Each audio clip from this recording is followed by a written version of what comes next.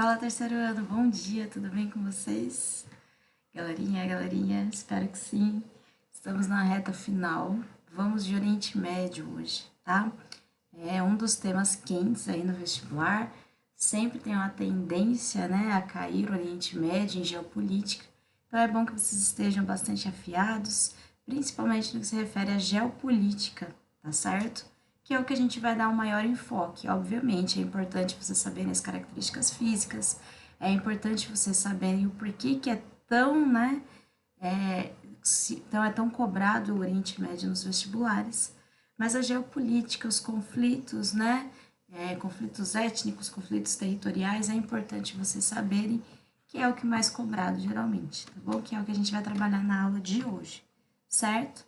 Oriente Médio é uma região do Sudeste Asiático, ok? Que ele é um termo eurocêntrico, tá? Porque acreditava-se que a Europa era no centro do mundo, tá? E o Extremo Oriente seria ali China, Japão, né? Que são as áreas mais distantes. Então, eles achavam que o Extremo Oriente era, né, a leste, e o Oriente Médio seria aquela região mais próxima ali da Europa, como se fosse metade do caminho, tá? Então, é um termo eurocêntrico que a gente utiliza.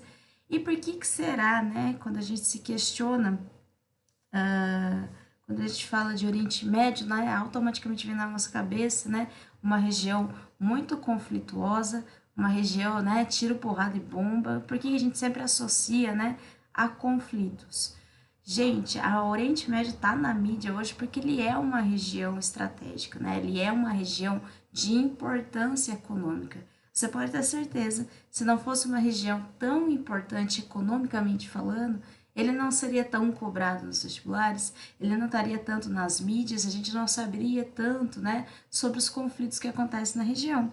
Muitas vezes a gente tem a impressão que só tem conflito no Oriente Médio, né? E não, a gente tem conflito separatista na Europa, temos conflitos separatistas na Ásia, a gente tem conflitos até mesmo na América do Sul, igual a gente viu nas últimas aulas, ok? A questão é que é muito mais potencializado o Oriente Médio por ser uma região estratégica, tem coisas importantes que acontecem lá, de interesse da comunidade internacional, por isso que ele tem tanta visibilidade, tá? A primeira coisa que a gente tem que pensar é uma região de abundância de petróleo, ok? É uma das regiões que tem maior quantidade de reservas petrolíferas, certo? Então, por que é uma região com grande quantidade de petróleo? Isso a gente vai precisar lembrar um pouquinho das nossas aulas iniciais, quando a gente comentou de placas tectônicas. Eu sei que parece que tem um assunto que não tem nada a ver, tá? Mas lá no início do ano, quando a gente tinha aula, né, de dinâmica interna da Terra, eu comentei com vocês que as placas tectônicas elas realizavam alguns movimentos, né? Os movimentos horizontais, que a gente chama de orogênese, e os movimentos verticais, que a gente chama de epirogênese, tá? No caso da Oriente Médio, ele é uma região de que sofre epirogênese, tá certo?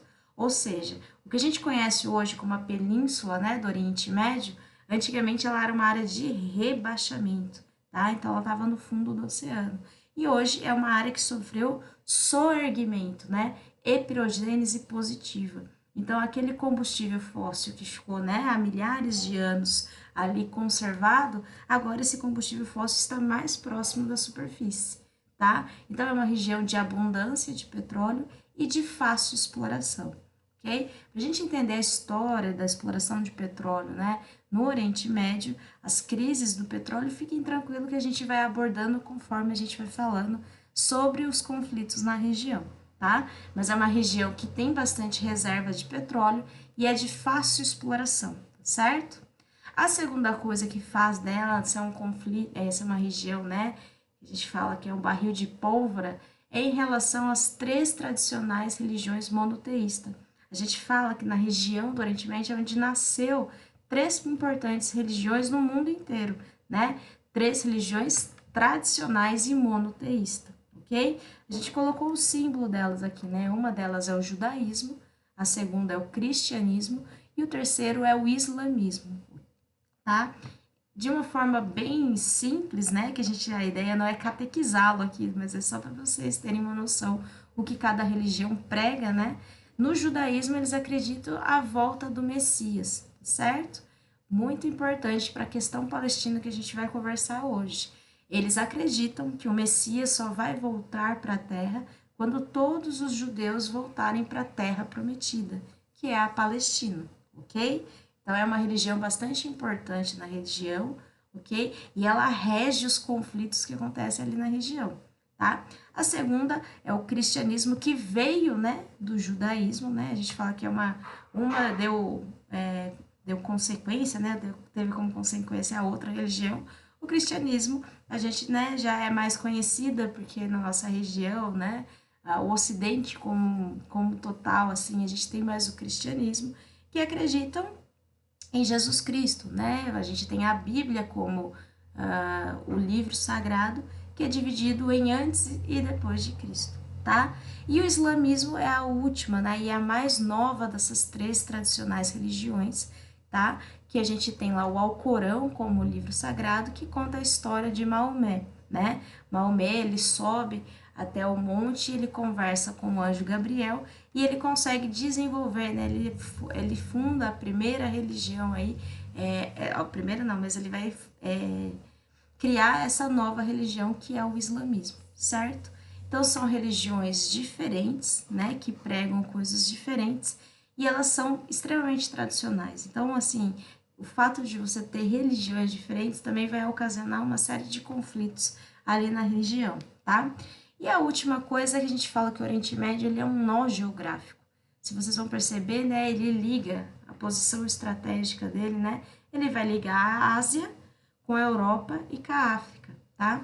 Então, por ser uma região de nó geográfico, era uma região de passagem, certo? E toda região de passagem, gente, a gente sempre fala que tem uma diversidade étnica muito grande, tá? Porque se as pessoas passam por ali, vai pessoas de etnias diferentes, né, se relacionando e gerando novas etnias.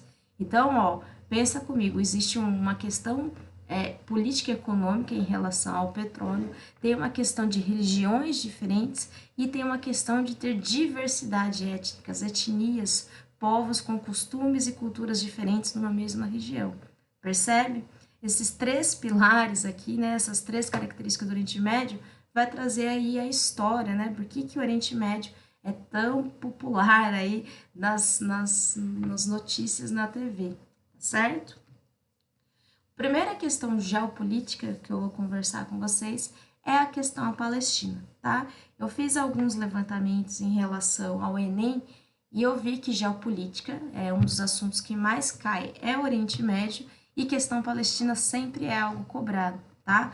Então, e é também que eu percebo, né, que as pessoas têm muita dificuldade de entender a questão palestina. Elas sabem que existem, mas elas não sabem quem são os personagens envolvidos, o que acontece, tá? A primeira coisa que vocês têm que saber é que é uma questão, que é um conflito, né, territorial, ok? Eles brigam pela mesma área, eles brigam pelo mesmo território, só que eles usam argumentos diferentes, tá? Quem tá brigando por território? Os judeus, ou de etnia, né, os hebreus. Tem que tomar cuidado, gente, para não confundir etnia com religião. Nossa, isso o povo faz a rodo também, né? Confundir, acha que todo árabe, por exemplo, é muçulmano. Não, os árabes podem ser católicos, podem ser judeus, eles podem ter religião que eles quiserem, tá? Etnia árabe são todos aqueles que moram no norte da África e no Oriente Médio. Isso são árabes, povo que tem o mesmo costume e pode ser que tenha a mesma religião. No caso aqui da Palestina, a grande maioria dos árabes são muçulmanos. Na grande maioria, eles são da religião do islamismo, tá? Mas não quer dizer que é regra, ok? E quem que tá brigando com os árabes? A etnia dos hebreus, tá? Que na sua grande maioria é da religião judaica, certo? Do judaísmo. Então, os hebreus, a gente vai falar sempre aqui, os judeus e árabes, né? Porque geralmente é o que é mais falado e fica mais fácil. Os judeus e árabes, eles brigam pela região da Palestina, tá? Os judeus, eles usam como argumento que aquele território é deles a partir de um argumento de ocupação histórico-religiosa, tá? O que isso quer dizer? De acordo com os judeus, aquela área já era ocupada por eles há muitos anos atrás, antes mesmo dos árabes, e tem a questão religiosa, igual eu comentei com vocês. Eles têm que ocupar a região tá? Para que Maomé não, desculpa, para que o Messias volte à Terra, né, e salve eles dos pecados, né? Então é tanto uma questão histórica quanto religiosa. Já os árabes, a gente vai ver aí, né, no decorrer da aula, que quando os judeus, né, houve uma série de contextos históricos, né, as diásporas que a gente fala, que os judeus saíram daquele território, eles foram obrigados a sair. E numa dessas saídas, os árabes tomaram a região, tá? Então, de acordo com eles, quando eles chegaram no território, quando eles chegaram na Palestina, não tinha judeu ali. Então, eles ocuparam e tornaram como terra deles, tá? Então, um vai usar o histórico religioso e o outro povo vai usar a ocupação histórica, tá? E ambos os povos querem tomar a região da Palestina, ok? Professora, onde fica a Palestina? Essa coisa que a gente ouve falar tanto, né? E às vezes, muitas vezes a gente nem sabe. Isso aqui, gente, é o que vocês conhecem por Palestina, tá vendo? Toda essa região, esse pedacinho de terra aqui, tem muita briga aqui, tá? Então, Palestina, gente, é o que vocês estão vendo como Israel, que é o laranja mais escuro, a Cisjordânia, que é o amarelinho, e a faixa de Gaza, que é o laranja mais escuro.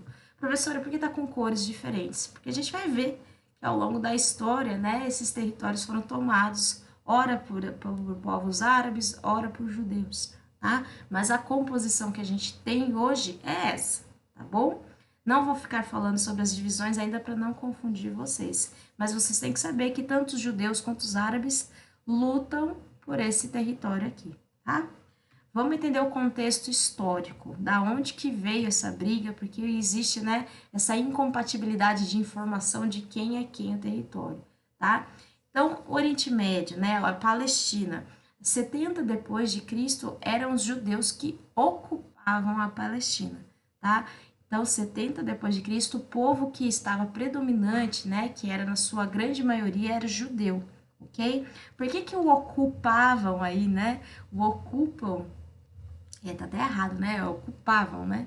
A região tá em caps lock, né?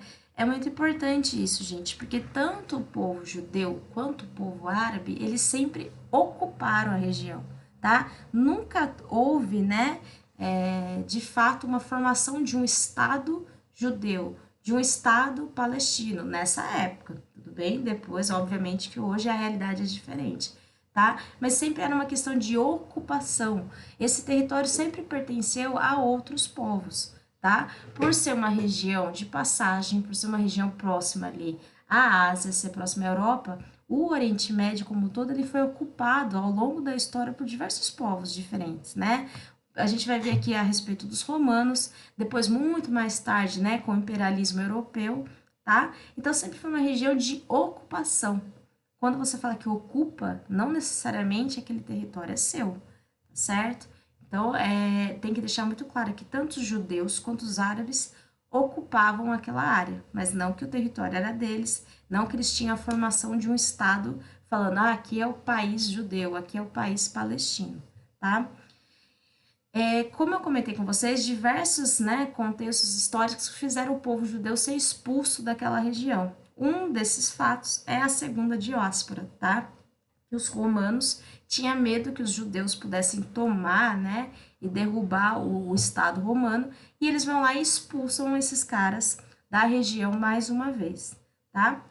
E os judeus vão se espalhar pelo mundo, tudo bem? A gente percebe que na sua grande maioria, né, as andanças pelos mundos, eles foram parar principalmente na Europa, tá? Então, se a gente olha aqui a setinha, né, aqui a gente está na região da Palestina, ó, a gente percebe que muitos deles acabaram ficando ou no norte aqui da África, ou também acabaram indo para a Europa, tá?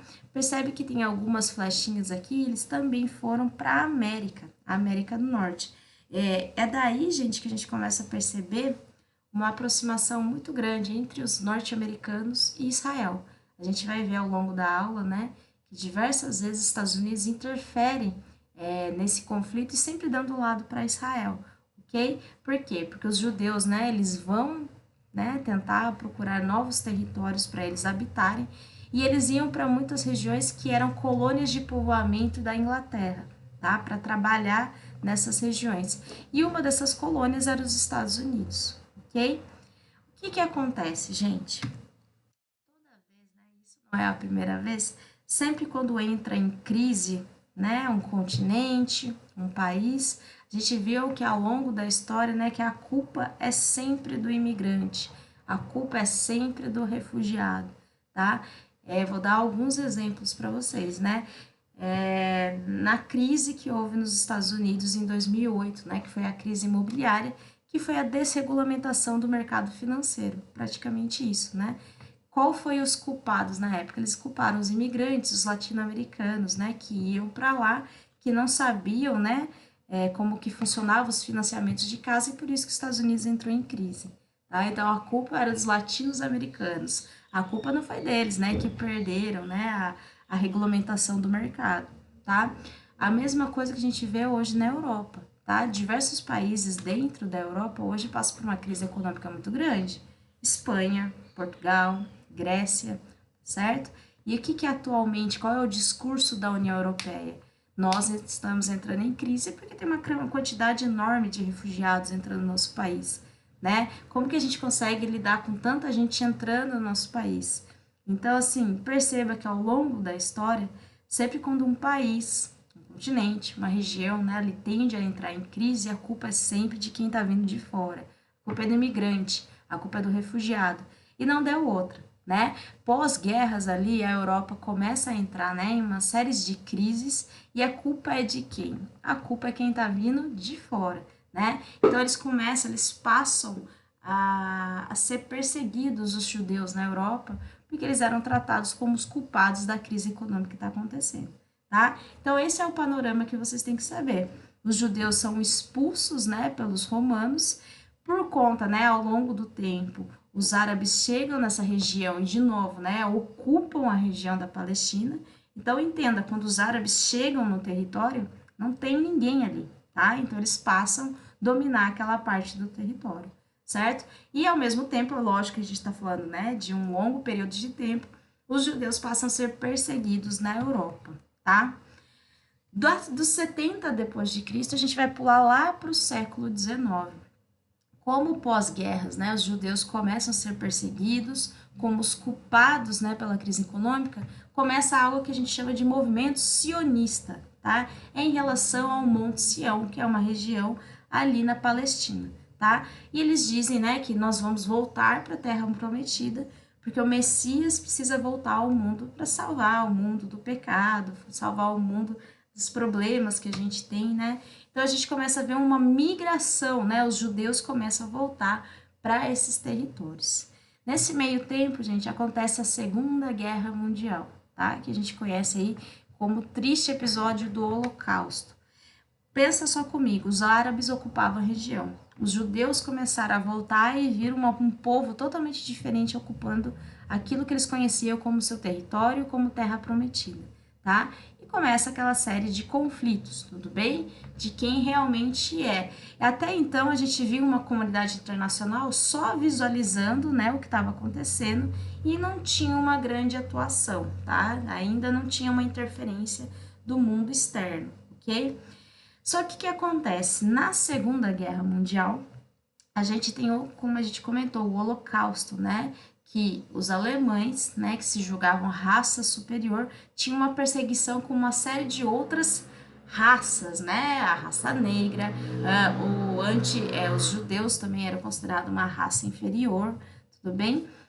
E começa uma série de perseguições. Acho que o povo judeu, né, foi um dos que mais sofreram aí no Holocausto, com câmara de gás, campos de concentração, trabalho forçado. Isso daí eu acho que vocês já estão cansados de saber, infelizmente, né? E o saldo de mortes, né, estima-se aí de 6 milhões de mortes de judeus, tá? Então, o que que a gente vê? Pela primeira vez, né, uma comunidade internacional se mostrando mais próximo aos judeus, né? Como se uma forma de retratação, né? Retratação histórica. Os caras foram diversas vezes perseguidos, né? Expulsos do seu território. Agora, de novo, né? Essa questão de essa questão de eles estarem sendo perseguidos, o Holocausto foi uma história muito triste, né? A gente vê o mundo ocidental, principalmente os Estados Unidos, dando lado aí ao movimento sionista, tá? mais do que os judeus terem ido para os Estados Unidos, né, na época que eles eram colônia de povoamento da Inglaterra, muito se questiona, né, por que os Estados Unidos têm uma aproximação tão grande com Israel. São diversos, né, os porquês. A primeira coisa é que Israel é um país desenvolvido. Eu não sei se você sabe ou não, mas ele é um dos países mais ricos na região ali do Oriente Médio, tá? E a segunda coisa seria o seguinte, tá? Para os Estados Unidos, gente, é extremamente importante você ter alguém, uma aproximação ali de algum país no Oriente Médio, né? Ter parceiros econômicos, ter parceiros políticos, né? Para a diplomacia internacional, certo? E daí muitos de vocês devem estar pensando, ah, professora, mas os Estados Unidos ele tem aproximação com a Arábia Saudita, por exemplo. Sim, só que o que acontece, gente? Israel é o país com a cultura que mais se aproxima do Ocidente, que está no Oriente Médio, tá? Um exemplo disso é a religião, né? Os judeus, eles são predominantemente, os hebreus, né? Os israelitas, eles são predominantemente judeus, do judaísmo. Então perceba que o judaísmo, ele se aproxima muito mais do cristianismo que a gente tem no mundo ocidental do que o islamismo, tá? Então é que a gente fala que os Estados Unidos têm parceiros no Oriente Médio, é brotherzinho da Arábia Saudita? É, mas é aquele amigo assim, sabe? Se eu precisar de você, eu chamo, mas do contrário, não vou muito com a sua cara, porque, né, você é muçulmano. Muçulmano é complicado. A gente tem uma série de preconceitos aqui no mundo ocidental, né? E não é à toa esse preconceito que a gente tem com muçulmanos, com a religião do islamismo, foi implantada na nossa cabeça, né? Que todo muçulmano é terrorista. Então, isso foi muito implantado na nossa cabeça pós o 11 de setembro, tá? E é uma ideia totalmente equivocada. A gente tem que tomar muito cuidado quando a gente, né, reproduz esse tipo de pensamento, certo? Porque grupos extremistas, talvez não seja tão divulgado, mas grupos extremistas têm em toda a religião, né? Tem dentro do islamismo, tem dentro do cristianismo, tem dentro do budismo, se vocês querem saber, né? Então, toda religião, infelizmente, tem os pontos de extremismo, né? Que acabam levando violência e maldade para algumas regiões, tá? Mas tem que tomar cuidado. Voltando, então é essa a questão. Além de Israel ser desenvolvido, ele é uma cultura que se aproxima muito mais do mundo ocidental, tá? Já que a Arábia Saudita, por exemplo, tem a religião do islamismo e daí dá um certo receio, né? De se envolver com gente desse tipo de religião no pensamento norte-americano, tá certo? Então, o que a gente percebe, gente? Que nesse ponto, né, é uma ideia de tentar retratar da história, tá? Tipo assim, coitado dos judeus, já foram expulsos diversas vezes desse território, vamos apoiar o movimento sionista, tá? Então, eles começam a muito mais dar preferência, apoiar os judeus na questão palestina do que o povo árabe, tá? Como eu comentei com vocês, os territórios na região do Oriente Médio, eles foram disputados por anos, né, por povos diferentes. E nesse momento, né, em 1940, a gente tinha ainda o imperialismo europeu na região. E a Palestina em si era um território da Inglaterra até então, tá? E daí, como o movimento, né, começa a tomar uma proporção muito grande, começa a chegar nas mídias, né, a discussão de quem que era aquele território, a comunidade internacional apela à Inglaterra e fala assim: e aí, Inglaterra, você precisa tomar alguma decisão.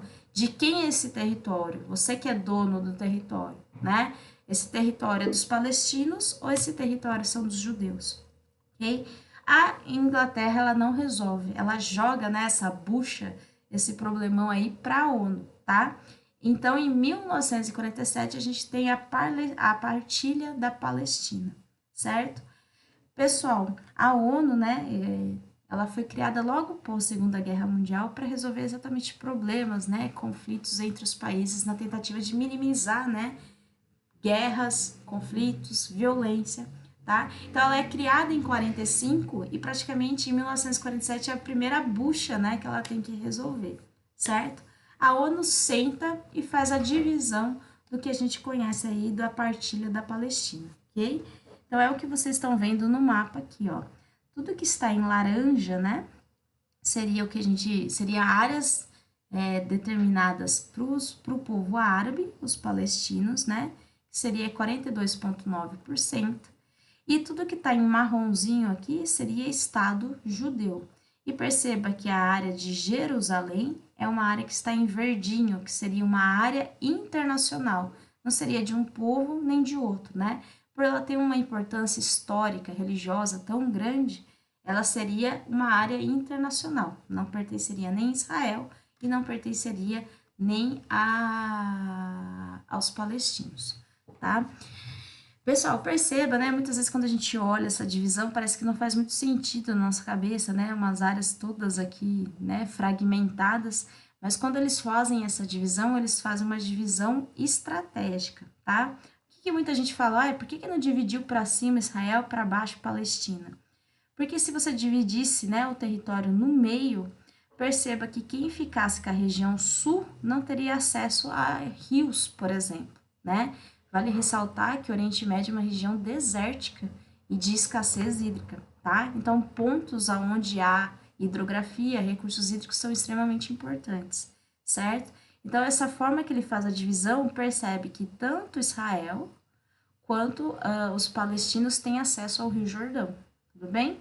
A outra preocupação foi em relação a Jerusalém. Depois eu vou postar um videozinho, né, para vocês assistirem junto, da importância de Jerusalém, né? Jerusalém é importante para o judaísmo, para o cristianismo e para o islamismo, tá? Então, por isso que ele passa a ser um ponto internacional. Por ser de igual importância para as três religiões, eles acharam melhor deixar, né, internacional, onde todos têm acesso àquele território, certo?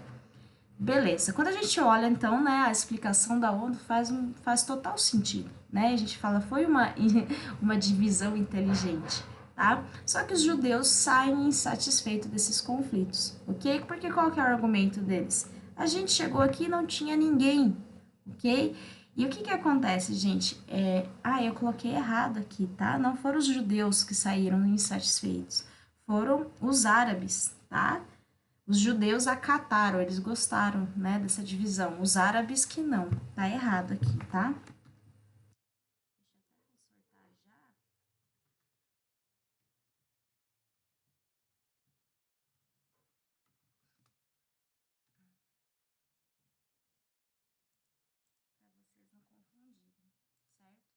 Então, os árabes, eles saem extremamente insatisfeitos dessa partilha, ok?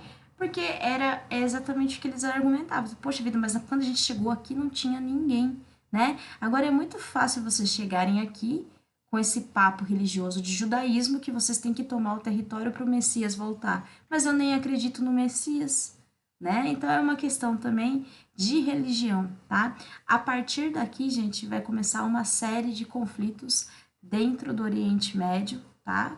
E no caso aqui na região da Palestina. Até então eram conflitos pequenos. Agora, a partir de agora, né, a gente começa a ver guerras, né? A gente vai ver conflitos sérios por parte aí de judeus e árabes, tá? A primeira guerra que a gente vai ter vai ser a guerra da formação de Israel. Então, perceba pela data que é logo posterior à partilha, tá? De 1947 a 1948. Pessoal, a gente sempre faz uma brincadeirinha, né, quando a gente dá essa aula, que todo conflito entre judeus e árabes, sempre os judeus vão ser vitoriosos. Então, a gente vai ver uma série de conflitos, de guerras aqui na questão palestina, e a gente vai ver que os israelitas, eles sempre vencem, tá? Por quê? Israel é um país desenvolvido. Israel é um país que tem capital para investir em armamento, na arte da guerra, né? A gente fala. Já os países árabes são países produtores de petróleo? São, têm PIBs elevados, mas na sua grande maioria os países árabes são países subdesenvolvidos, tá? Tem a riqueza do petróleo, mas não tem políticas públicas de redistribuição de renda, né? De redistribuição de dinheiro dentro desses países.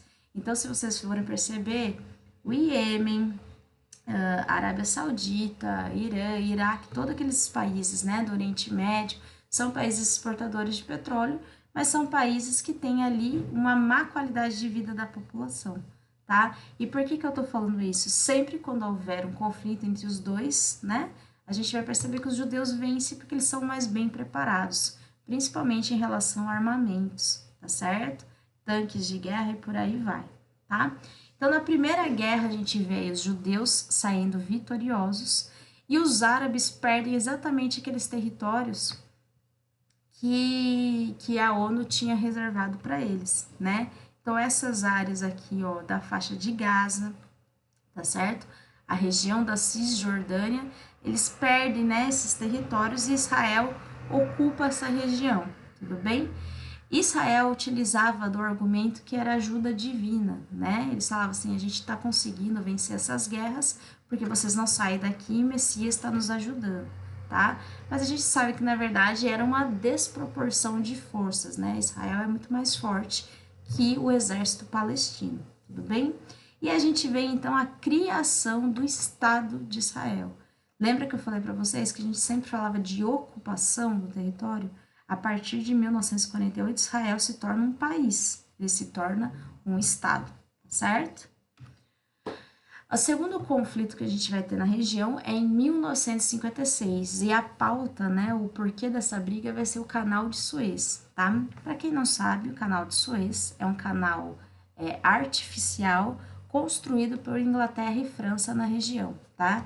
Então ele é um canal que tá aqui, que liga, né, a França ao Oriente Médio, França não, desculpa, a África ao Oriente Médio, tá? E por que ele foi construído? Para dar acesso mais fácil à Europa, tá?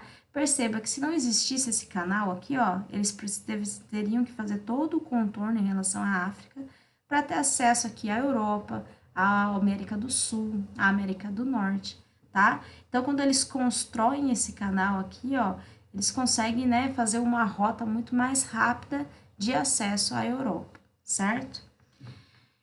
Esse aí, Canal de Suez, ele fica aqui na região do Egito, percebe? Que a gente chama de Península do Sinai, que é essa região aqui. E o que a gente tinha? Até então, né, na Europa, no Oriente Médio, na África, a gente tinha o imperialismo europeu, ok? Que eram essas potências europeias dominando a região. Então, esse canal aqui, ele era um canal que pertencia à Inglaterra e à França, tá? Em 1956, chega no Egito um líder que a gente chama ele de Nasser, tá? E Nasser, ele era extremamente nacionalista, ok? Ele queria, né, que o território fosse comandado pelos egípcios e ele não gostava da dominação do povo europeu na região, tá? Então, quando Nasser sobe ao poder no Egito, a primeira coisa que ele vai fazer é a nacionalização do canal, ok? Então, um canal que era pertencente à Inglaterra, à França, que era um canal privado, ele vai lá e pum, nacionaliza. Professora, pode fazer isso? Pode. Se está no território egípcio, ele pode fazer sim, tá? Ele vai lá e nacionaliza o canal. E pior ainda, mais, né, do que nacionalizar, ele coloca tropas egípcias na fronteira com Israel. Então, na verdade, é uma afronta, né, ao mundo ocidental. Israel tinha uma aproximação com o mundo ocidental. Então, do tipo assim, vocês não vão usar o nosso canal e Israel também não vai, tá? França, Inglaterra e Israel fica, né, descabido com essa história e vão lá e pedem ajuda aos Estados Unidos, certo? O Egito vem essa organização, essa formação de panelinha aqui, o Egito vai lá e pede ajuda à União Soviética. Vale ressaltar que a gente está vivendo aqui, ó, a Guerra Fria em 1956, né? No período da Guerra Fria, a gente vai perceber que diversas vezes, né, Estados Unidos e União Soviética são chamados para o conflito ou eles se interferem, tá? Porque eram as duas potências que a gente tinha no mundo, então, de alguma forma, a opinião deles tinha peso, tá? E pela primeira vez, né, o Israel perde essa história, tá? Por quê? Os Estados Unidos, né, afirma que não tem, né, algumas lutas, né, não valem o esforço, tá? Vendo que o canal estava de fato, né, no Egito, que era uma guerra com a União Soviética que talvez não valia a pena entrar, os Estados Unidos é como se ele arregasse, tá? Ele arregaça. Ele arrega, né? Ele dá para trás e fala para França, Inglaterra e Israel que ele não vai poder ajudar, que ele não vai comprar essa briga aqui com a União Soviética por um canal que não tem nem nada a ver com os Estados Unidos, né? Não é um canal que dá acesso aos Estados Unidos. Então, como não era de interesse norte-americanos, eles não entram nessa guerra, tá? E daí o canal de Suez passa a ser do Egito, tá? Professora, por que você está falando isso? O que tem a ver com questão palestina? Fica calmo que os próximos episódios aqui vocês vão ver que tem a ver, tá? Guerra dos 6 Dias, 1967, tá? O Serviço da Inteligência Israelense, né, quando eles estavam ali fazendo as suas observações, seus monitoramentos, diz os israelenses, né, diz o Serviço de Inteligência que os países árabes iriam atacar Israel, o Estado de Israel, tá? Então, que eles iriam fazer um ataque preventivo. Conseguiram entender? De acordo com o Serviço de Inteligência Israelense, de acordo com as escutas, né, que eles estavam fazendo na região ali, eles diziam que houve, né, discursos a respeito do povo árabe atacar Israel, tá? Então, Israel faz um ataque preventivo. Antes que vocês me ataquem, eu vou atacar vocês, tá? Gente, até hoje não se sabe se de fato os árabes iam atacar ou não. Os árabes juram de pé junto que não sabem do que eles estavam falando. Israel jura de pé junto que existia sim a possibilidade de um ataque. Então, Israel, antes mesmo, né, dos árabes atacarem, eles vão lá e faz um ataque preventivo.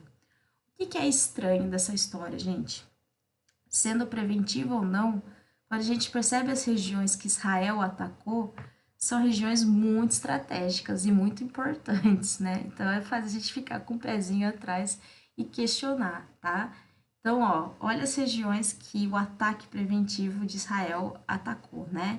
As colinas do Golã. As colinas do Golã é uma partezinha aqui, ó, que fica na Síria, tá? E é onde nasce o Rio Jordão. Estratégico, tá? Os árabes, eles vão atacar também, os árabes não, Israel vai atacar também a região da Cisjordânia, tá? Caso vocês não tenham se tocado no outro mapa, na Cisjordânia é onde você tem praticamente o corpo do Rio Jordão, tá? Olha, perceba, praticamente, né, uma das partes mais importantes ali da Palestina é a Cisjordânia, tá? Eles vão atacar também a faixa de Gaza, que é essa porçãozinha aqui, ó, que dá saída para o mar Mediterrâneo, tá? Eles vão atacar também a Península do Sinai. Lembra dela? É onde a gente tem o Canal de Suez, que foi tomado deles em 1956. E eles vão atacar também a área de Jerusalém, que até então era uma área internacional e agora passa de ser domínio de Israel também, tá? Então, o que a gente brinca? Foi um ataque preventivo bem seletivo, né? Se eles iam atacar não os árabes, a impressão que dá é que Israel soube, né, determinar muito bem aonde eles queriam atacar, tá? É a guerra, né, que você teve uma maior mudança de fronteiras, né? Perceba que o território, né, ocupado por Israel praticamente triplicou de tamanho, tá? É uma guerra bastante importante. A Guerra dos 6 Dias é a guerra que mais você muda aí as fronteiras de Israel, tudo bem? Bom, eu vou encerrar a primeira parte da aula para não ficar tão cansativo e daí a gente finaliza aí com a Guerra de Yom Kippur, porque é uma guerra também bastante importante, tem bastante informação, tá bom? Eu já volto já.